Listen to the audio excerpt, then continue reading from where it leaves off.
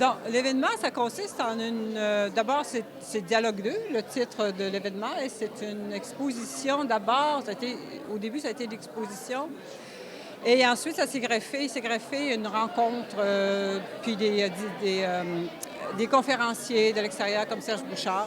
Puis aujourd'hui, c'est vraiment une rencontre entre autochtones et allochtones de l'Abitibi-Témiscamingue, entre artistes aussi, mais aussi entre peuples, différents peuples. Voilà. Suite à une première exposition que j'avais réalisée au Centre d'artistes L'Écart à Rouyn-Noranda l'an dernier, avec 5 artistes autochtones. Ça a été comme une révélation pour beaucoup de monde de voir qu'il y avait autant d'énergie créative dans les communautés autochtones.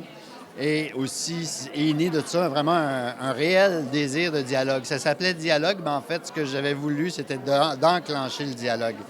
Et là, il est vraiment enclenché. Et avec Dialogue 2, ce qu'on a fait, c'est qu'on a mis un artiste autochtone avec un artiste allochtone pour la réalisation d'une œuvre commune. Et ils ont eu 2 mois pour réaliser l'œuvre. Et aujourd'hui, c'est l'inauguration officielle de cette œuvre-là.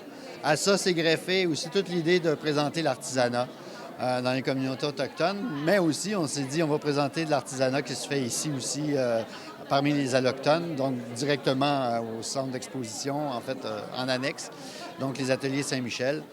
Ensuite de ça, il y avait la nourriture traditionnelle qui est en fait pour agrémenter la journée traditionnelle autochtone et un cycle de conférences qui tourne autour de la culture et du tourisme autochtone qui va se passer également dans la journée.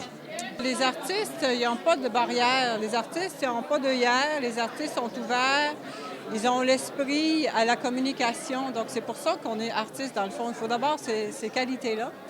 Et c'est évident qu'il y a eu cette demande-là, justement, des artistes du Centre L'Écart, quand ils ont vu ce que les artistes autochtones faisaient comme travail, ils ont dit, mais oui, mais on veut les connaître, ces gens-là, puis on veut travailler avec eux. Et c'est comme ça que finalement, l'arrimage s'est fait. Et il y avait vraiment un désir profond de communiquer puis de nous connaître davantage. Et c'est ce qui s'est fait. Et hier, il y avait un des artistes qui m'a dit, parce qu'on les a choisis par intuition, Jean-Jacques et moi, on a vraiment fait des duos par intuition.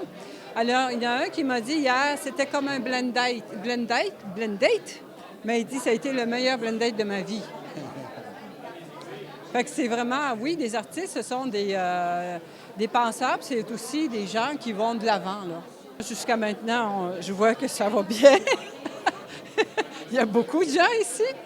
Mais on va le savoir un peu plus tard pour ce qui est des œuvres. Je sais qu'il y a beaucoup de gens dans la salle d'exposition. Mais maintenant, je ne sais pas ce qui va se passer par la suite. J'espère qu'il va y avoir bien du monde tout l'été qui vont circuler pour voir l'exposition. Ça va se dérouler tout l'été jusqu'au 20 septembre. Et au 20 septembre, en fait, dans le dernier week-end, ça va se clôturer par un colloque de littérature sur la littérature autochtone. Et en fait, ça s'appelle Paroles des premiers peuples, littérature et création orale.